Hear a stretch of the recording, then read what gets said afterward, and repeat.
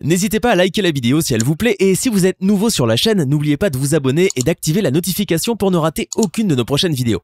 On commence.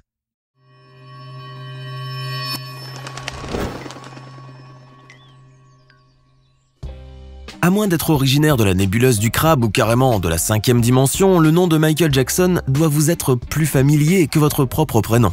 Le défunt roi de la pop est en effet si célèbre que vous êtes pratiquement sûr d'entendre des gens fredonner ses chansons même à l'autre bout du monde. Sa musique est quasiment universelle et possède le mérite de rassembler les gens autour de grandes causes humaines telles que la paix et la protection de la planète.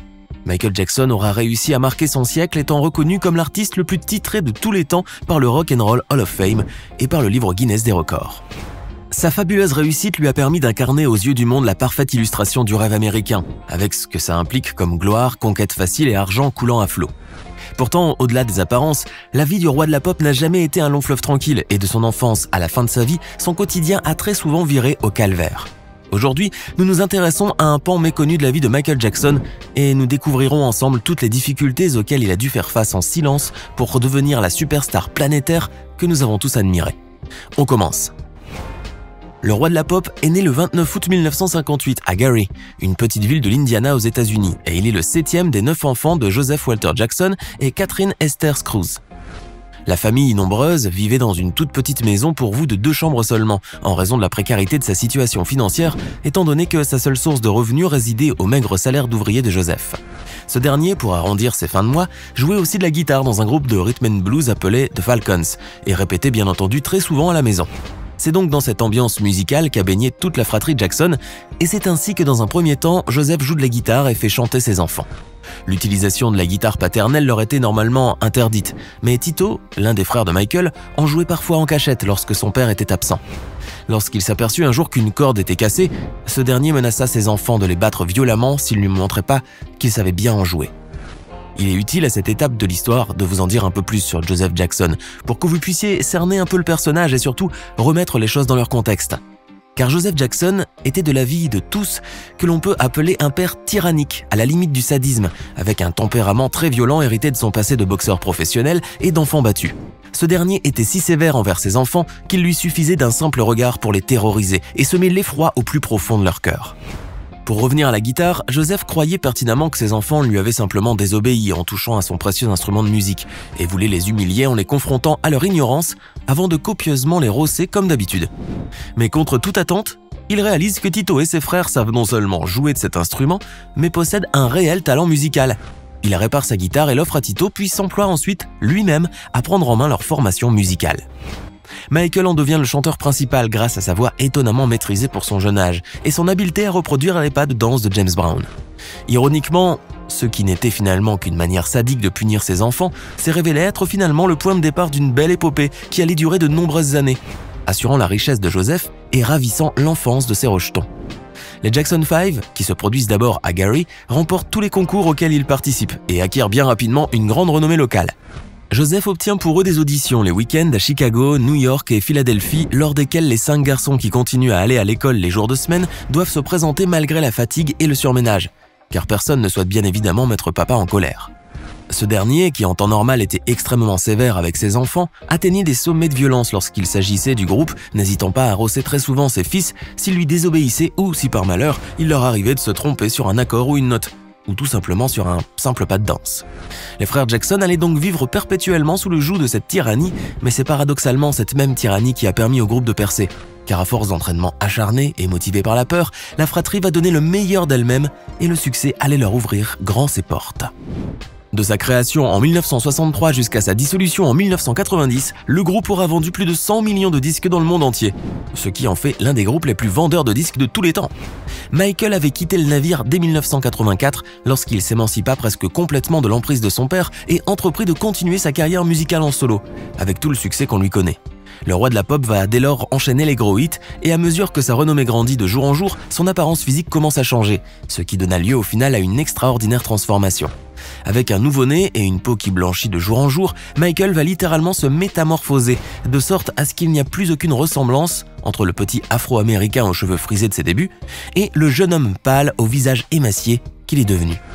Beaucoup de voix se sont d'ailleurs fait entendre pour violemment critiquer le prétendu blanchiment de peau auquel se serait livré Michael, avant que celui-ci ne fasse taire définitivement les rumeurs en révélant au monde entier sa maladie. L'excentrique roi de la pop s'était confié en effet à Oprah Winfrey et aux 62 millions d'Américains qui constituent son auditoire à propos de son vitiligo, une maladie de la peau dont l'origine reste inconnue jusqu'à nos jours. Michael revient avec dépit sur les critiques acerbes qu'il avait encourues jusque-là, affirmant qu'il n'avait pas choisi d'être malade et qu'il n'en pouvait plus du regard des gens.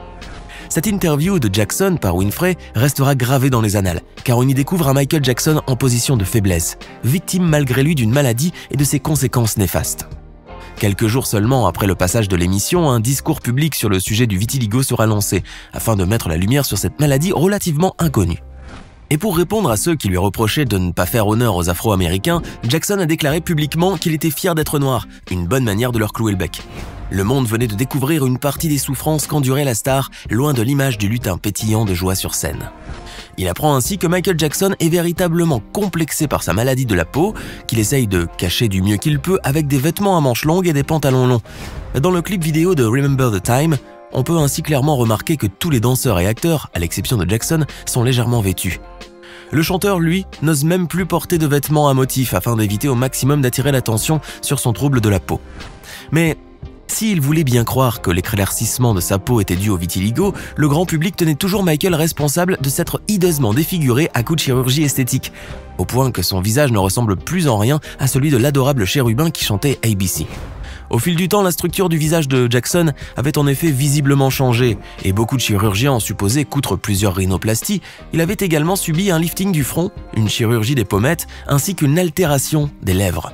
Des allégations accusatrices que le chanteur allait aussi balayer du revers de sa main en révélant la cause du changement des traits de son visage. Dans son livre, Jackson a attribué les modifications de la structure de son visage à la puberté, à son régime végétarien strict, à sa perte de poids, à un changement de style de coiffure et à un éclairage de scène. Michael a aussi nié les allégations qu'il avait changé ses yeux et poursuivi en justice le tabloïd britannique Daily Mirror pour avoir publié des informations mensongères sur ses prétendues opérations qui auraient hideusement défiguré le roi de la pop. À la haute cour, l'ancien rédacteur en chef du journal a reconnu finalement qu'après avoir rencontré Jackson en personne, il était convaincu que le chanteur n'était ni honteusement défiguré ni cicatrisé. L'affaire s'est donc réglée à l'amiable et le tabloïd a émis un erratum afin de rectifier le tir. Mais le mal était fait et beaucoup de gens n'ont jamais changé leur vision des choses, croyant à tort que Michael n'était ni plus ni moins qu'une de ces stars excentriques et superficielles qui ont les moyens de changer de visage et qui le font. Pourtant, les proches du roi de la pop savaient pertinemment que ce n'était pas le cas, et si Michael est passé sous les bistouris, ce n'était sûrement pas pour embellir son visage, ni essayer de se transformer en homme blanc. Michael Jackson n'a en vérité subi qu'une simple rhinoplastie en 1979, après s'être cassé le nez lors d'une séance de répétition en dansant. L'opération n'a pas été un succès complet et Michael s'est plaint de difficultés respiratoires pouvant affecter sa carrière. Il a été référé au docteur Stephen Hufflin, qui a effectué sa deuxième rhinoplastie en 1981. Le nez du chanteur paraît donc beaucoup plus fin au niveau du dorsum nasal et des narines, qui ont été raccourcies sur la largeur. Cependant, sa sœur LaToya Jackson, à la réputation certes très sulfureuse, et qui avait elle-même subi une rhinoplastie, démentira les affirmations de Michael en affirmant que celui-ci était obnubilé par l'apparence de son nez et qu'il avait inventé ce prétexte pour justifier sa décision de subir une rhinoplastie. Ayant l'habitude de laver le linge sale de la famille Jackson en public, LaToya a ainsi expliqué que le King of Pop était réellement complexé par son nez, qui lui avait valu le surnom de Big Nose par son tyran de père durant son enfance. Ce colibé aurait d'ailleurs suivi Michael jusqu'à l'âge adulte, son père ayant continué à le maltraiter psychologiquement jusqu'à ce que la star puisse s'émanciper et voler de ses propres ailes. Cette version de l'histoire contée par LaToya, visiblement en vue d'attirer sur elle l'attention des médias, n'aura finalement pas l'effet escompté, et au lieu de nuire à l'image de Michael, elle n'a fait que montrer une nouvelle fois au monde la terrible tragédie qui s'était jouée dans les coulisses des Jackson 5. Ainsi, si Michael a été tellement complexé par son nez, ce n'était qu'à cause de son propre père. Et s'il a vraiment subi des opérations chirurgicales afin de changer de nez, cela ne démontre que l'étendue de la pression qu'il a dû subir dans son enfance. D'autres personnes n'ayant ni la force ni le courage de Michael auraient pu sombrer dans une bien mauvaise voie s'ils avaient eu à subir les mêmes traitements que le roi de la pop. Mais au lieu de cela, Michael a pu avancer dans la vie et réussir l'exploit inimaginable de devenir le roi incontestable et indétrônable de la pop mondiale. Alors, que pensez-vous de la vie bien triste du roi de la pop? Donnez-nous votre sentiment dans les commentaires. Ce n'est pas fini. Envie d'en voir plus? Regardez tout de suite une vidéo insolite, pleine de séquences incroyables et de découvertes inégalables sur la chaîne Eureka. Eureka est une chaîne consacrée aux listes insolites qui publie plusieurs fois par semaine des vidéos incroyables sur des sujets inédits. Cliquez tout de suite sur Eureka et découvrez maintenant la toute dernière vidéo de la chaîne. À demain!